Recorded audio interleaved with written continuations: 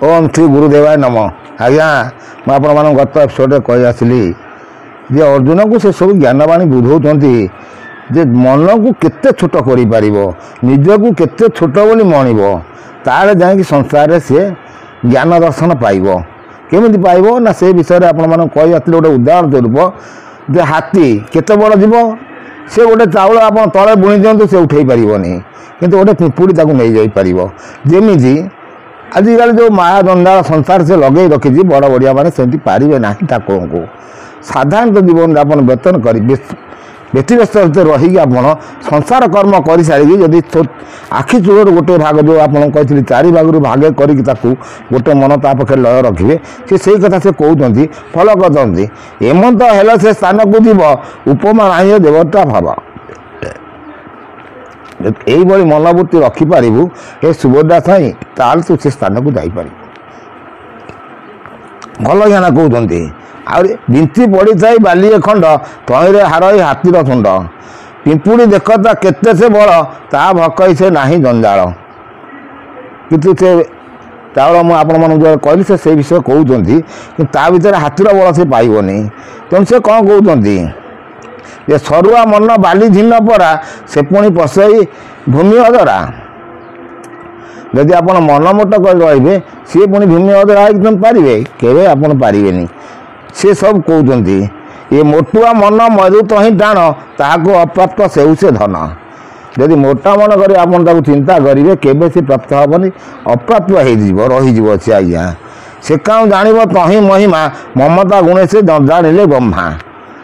ये समता गुण में ब्रह्मा विष्णु महेश्वरी पाई ना तेणु आम गीतार कही जंग ब्रह्मा वरुणेन्द्र रुद्रमरुत शून्यंती दिवई स्तवई वेदई सांगपद कामपद शिवई गायंती जंसामगा ध्यानावस्थित तद गतन मनसा पश्यन्ति जंगोगिनो दस्यंत नविदु सुरासुरगणा देवाय तस्मै नमः। तेणु जेते मुनि ऋषि से माने बहु छुंची मुनर मन कर ब्रह्म दर्शन चिंतन कर तेणु से विषय कहते जे ब्रह्मा को भी से कारण ब्रह्मा तार निजे ब्रह्मा मु सृष्टि ब्रह्मा मु सृष्टि करी तार मनरे गर्व अच्छी तेणु सी ठाकुर को दर्शन करिया कष्ट हो तेणु से विषय कहते आज्ञा बहुत भल कथा कहते आउ से कहते इंद्रादि 10 दिगपाल जेते गोपाद नवद पारे चिते इंद्र देवता 10 दिगपाल से माने भी मो दर्शन पाइले मो भेद अंत किसी पाइले कारण सब मन जे स्वर्गर इंद्र से कहते मु इंद्र 10 दिगपाल से कहते आम सब दिगपाल तेणु ये सब विषय मुझे ज्ञान भी कही पवन से कहते मुझे सबुठ बढ़ियार किंतु सी क्या द्वारा या जाने ना जन पवन को 49 खंड कर तेना आउ भी से भल ज्ञान कहते आज्ञा देखा से कौन कहते इंद्रादि 10 दिगपाल जेते ए मोपाद नवई पारे चिते जे मो पाद को से चिन्ह पारे चित्तर भी पाइले ना तुमर भकत शुण अर्जुन पाइबू निश्चय तू तही ब्रह्म ज्ञान हे अर्जुन तते जो बाणी सब कहली ये सब शीतर जब तू पाइबू ताले तू ब्रह्म दर्शन करू सरू मन करिकी देखो दाया केते सुंदर कथा से पौड़ तैयारी करती से पौड़ भीतर पानी सी तैयारी करुच्ची आप गोटे फल भीतर कौन पानी पाइबे पाइबे लीलाकार ताहार आज जो कल्कि ठाकुर उपर समस्ते कहते मुझे आज्ञा चैनल सब कही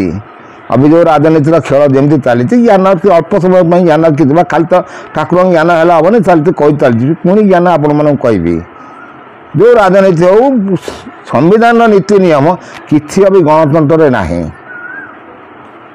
कारण केतक मालिका विचार मान सब पढ़ुं आगे थी राजुरा शासन वंशगत शासन थिला ताकू भी से काटिला किंतु पुणी सरकारी कला आसला पुणी देखला से वंशगत शासन को पुणी आसिलानी ताकू से काटिब आईटा निश्चित हे तो ये 24 मसीहा इलेक्शन शेष इलेक्शन हो न पारे आ गोटे इलेक्शन हम दैट इज शेष इलेक्शन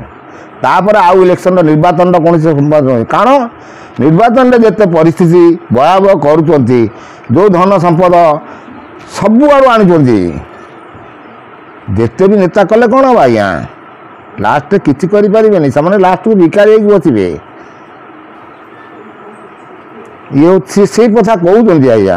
ଅର୍ଜୁନଙ୍କୁ ସବୁ ବୁଝଉଛନ୍ତି ଯେତେ ବଡ଼ ହେଲେ କ'ଣ ହେବ, ମୋ ପାଦରେ ନହେଲେ ମୁଁ ସବୁ ଗର୍ବ ତୁନା କରିଦେବି, ରେଣୁ ଭଳିଆ କରି ତାଙ୍କୁ ଉଡ଼େଇ ଦେବି, କିଛି ରହିବେନି ସିଏ। ଇଏ ଆଜ୍ଞା କଳ୍କି ଠାକୁରଙ୍କର ଜ୍ଞାନବାଣୀ। ଆପଣ ଯେଉଁ କହୁଛନ୍ତି କଳ୍କି ପୁରୁଷ ଆସିବେ, କଳ୍କି ଠାକୁର ଏମିତି ଜ୍ଞାନରେ କାଟିଦେବେ ଯେ ଏ ନେତା ଅଭିନେତା ମାନେ ବି ଯେମିତି ହିସାବରେ କରିକି ପଦ ପାଇବେ, ପଦ ପାଇଲା ପରେ କ'ଣ କରିବେ? ଦେଶର ଶାସନ କ'ଣ ଏମିତି ପଦ୍ଧତିରେ ହୁଏ? ନାହିଁ ଆଜ୍ଞା, ଶାସନ ପଦ୍ଧତି ବହୁତ ଅଲଗା ଦରକାର। କହିବାକୁ ଯଦି ଯିବି ମୁଁ ଶାସନ ପଦ୍ଧତି ଉପରେ ବହୁତ କିଛି କହିବି, ସମୟ ଆସିଲେ ସମୟକୁ ଅପେକ୍ଷା କରିଛି, ସମୟକୁ ଆଣିଲେ କହିବି, ଆଉ ନିଶ୍ଚିତ କହିବି। ଆଉ ତାକୁ ଅଟକାଇବାକୁ କାହାର କ୍ଷମତା ବି ନଥିବ। ଆଉ ସେ ସମୟକୁ ମୁଁ ବି ଅପେକ୍ଷା କରିଛି, ଦୀର୍ଘ ଦିନ ହେଇଗଲାଣି। ଏତକୁ ରହୁଛି ଆଜ୍ଞା। ନେକ୍ସଟ ସପ୍ତାହକୁ ପୁଣି କିଛି ଜ୍ଞାନବାଣୀ କହିବା।